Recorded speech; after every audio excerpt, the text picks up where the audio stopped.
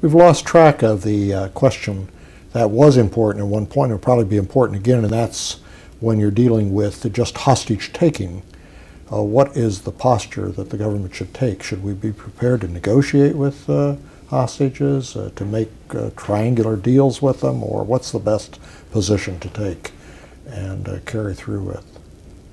The trouble with negotiating and giving something in exchange for the return of a hostage is that you, in effect, create a market for hostages. And so if it works, when I've taken this person, I'll take another person, and it's sort of commerce without end.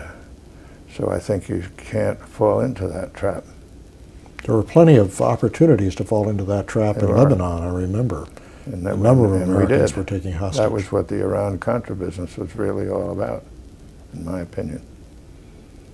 And it turned out to be a disaster, right. Including a hostage that would get freed and another one would be taken.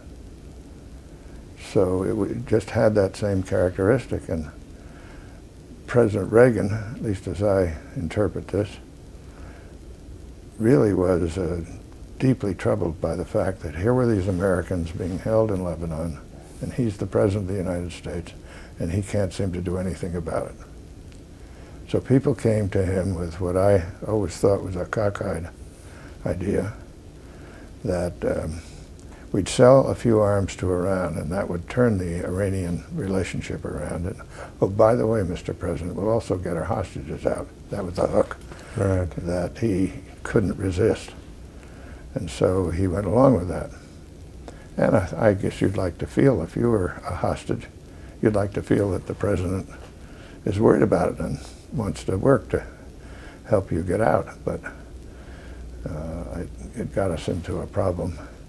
It's interesting that the two biggest tragedies of the Reagan administration both were involving Lebanon. The bombing of the Marine barracks was a terrible moment. Yeah. And the Iran-Contra business was really over the hostages, all right in Lebanon. Right.